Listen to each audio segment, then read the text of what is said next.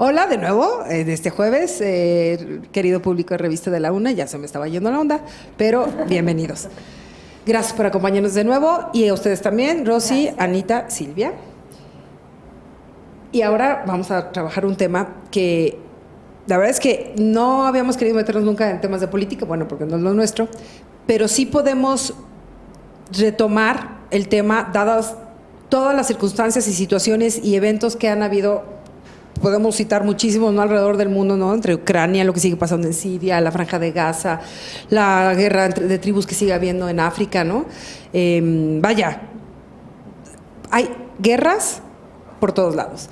Y hay gente que está tomando decisiones que están afectando a lo colectivo, ¿no?, al bien común. Bien común en el sentido de que los políticos tienen que cuidar el bien común. Entonces, nos queremos referir al tema del poder. ¿Qué hay detrás del poder? Que es el tema de hoy. ¿Qué les parece? Es complicado. No, hombre, interesantísimo y como dices, súper ad hoc en estos tiempos en que estamos viendo tantas atrocidades y tantas cosas tan complejas. Pues yo creo que es un muy buen momento de tratar este tema desde el punto de vista humano. Claro. Bueno, claro. Yo creo que lo importante es reconocer que el poder tiene una función en el ser humano y que el poder puede usarse tanto en el lado de la sombra como en el lado de la luz. Y por el otro lado diríamos, se puede usar el poder para crear o se puede usar el poder sobre los demás. Para destruir. Sí, para destruir. El luminoso, ¿no? Es hermoso, que el poder para el otro, está a servicio del otro. Y es muy padre tener poder. O sea, a quien no le gusta, pues ese liderazgo donde no solamente es monitoreas el grupo, la comunidad, lo que sea, sino que ejerces sobre los demás cierta influencia. Y cuando eso es para el otro, te conviertes en guerrero de luz. Ay, sí. ¿Es el libro? ¿El de González Vera? Ajá. ¿Qué bonito? ¿De González Vera? Sí, el libro de la pareja profesional. Claro. Ajá. Un guerrero de luz. Un guerrero de luz. Sí. Y que también los tenemos, bendito sea Dios, a lo largo de toda la historia. Hemos tenido grandes personajes, tenemos muchos hoy y yo sé que van a venir muchos más. No solamente está la parte oscura, pero bueno, inevitablemente también la tendremos que abordar. A ver, por ejemplo, ¿cuáles han sido figuras públicas que, bueno, reciente en la historia reciente, que han ejercido para bien el poder, que en verdad les ha preocupado y han tenido una integridad y una ética que les ha permitido cambiar no solo una historia, sino la historia de todo un pueblo o una nación? Claro. Bueno, yo creo que uno de los grandes estadistas y pensadores de esta época y guiadores desde la parte de buena, por decirlo así, donde crean, uno es Mahatma Gandhi, otra es la Madre Teresa de Calcuta, y bueno, habrá muchos otros seres. Nelson Mandela es otro de los personajes importantes en esta parte, sí, por mencionar algunos. Sin embargo, también hay muchos otros que son gente que tiene poder en nuestra sociedad, en nuestro pueblo, en nuestro país, y que crea y está constantemente viendo por el beneficio de los seres que no tienen tanto o que tienen ciertas carencias.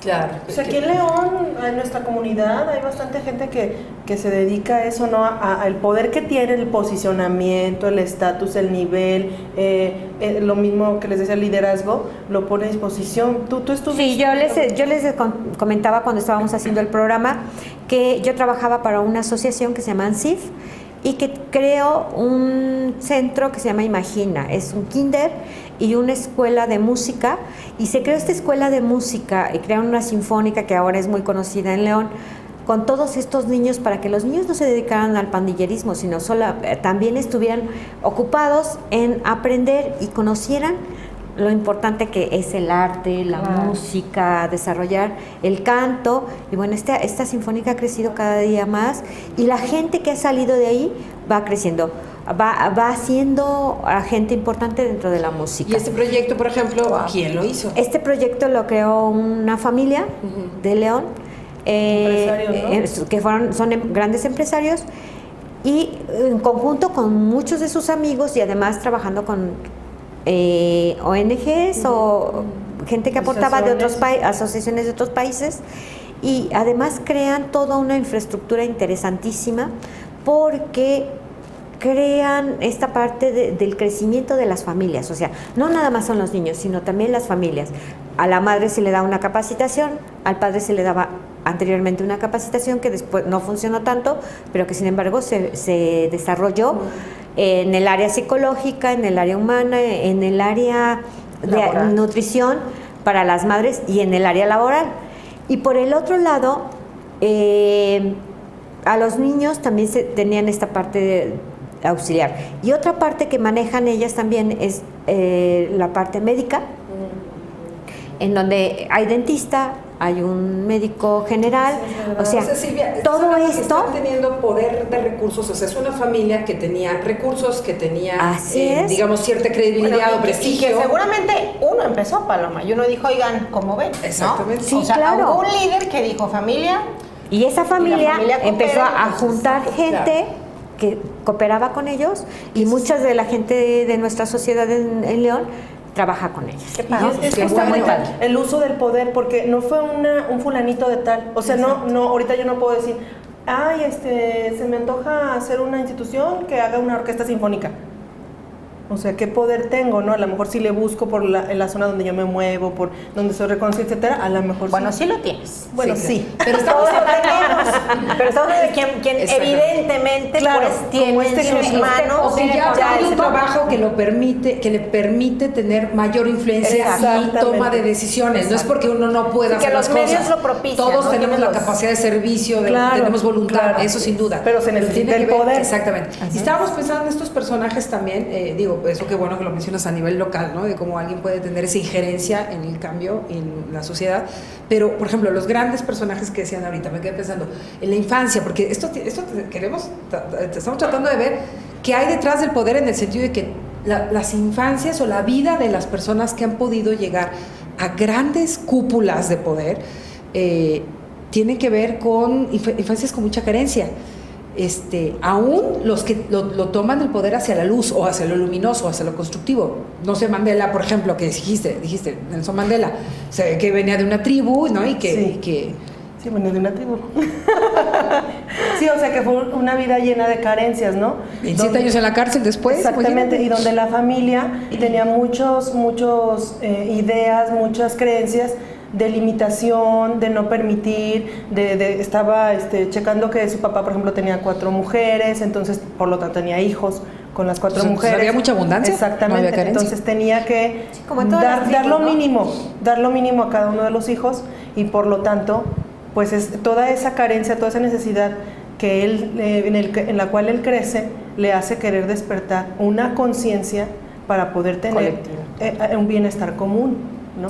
O sea, desde algo que pudiera no ser tan positivo, llega a algo, se convierte. Decía también en el libro, decía que la parte luminosa del poder implica enfrentar tus propios dragones. Las cosas que para ti no son tan positivas, que para ti son difíciles, las enfrentas. Y cuando las tienes resueltas o cuando vas en ese camino, las pones a disposición del otro, tal como lo hizo Nelson Mandela, ¿no? Y la Madre Teresa, por ejemplo, bueno, ¿no? Pero, por ejemplo, en el caso de Mahatma Gandhi, no fue un niño pobre, sino al contrario, nació en una familia que era ministro, y todo lo que él vive es dentro de la espiritualidad, como buen hijo de hindús, muy espirituales, y entonces él desarrolla toda esta capacidad de tener paciencia y de ejercer el poder desde la paz y la tranquilidad, que esa es su meta, ¿no?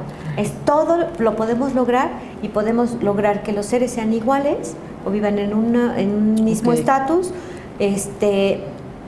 porque en esta parte espiritual todos somos iguales, ¿no? O sea, que tuvo una base... Sí.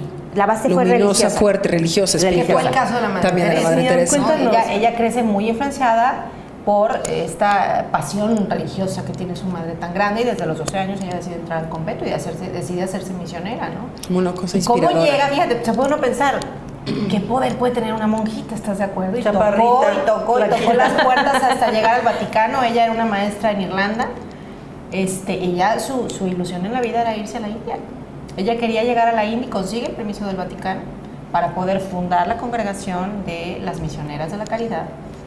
y tiene un impacto impresionante porque no solamente abarca toda, toda la India, sino ha llegado a 133 países. Claro, alcanzó gran poder, ¿no? Y algo bien interesante de ella, ¿no?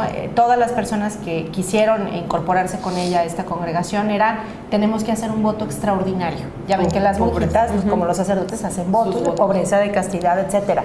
No, aquí había el requerimiento de hacer un voto extraoficial, digámoslo así, que era pobreza, un voto de vivir en pobreza entre los más pobres. Quien quisiera participar en este proyecto tenía que estar decidido a vivir ese voto. Entonces, pues fíjense qué vidas y qué ejemplos, bueno, inspiradores en ese sentido. Sin embargo, ahorita, después del corte, vamos a ver cómo es que también vidas que podrían estar parecidas deciden tomar caminos diferentes y estar, tener poder, ¿no? Gente que ha tenido poder, pero que ha hecho o ha tomado decisiones llenas de crueldad y de destrucción. Desde su parte oscura. Ese es el poder oscuro del que vamos a hablar regresando al corte. no se vayan. No se vayan. Gracias.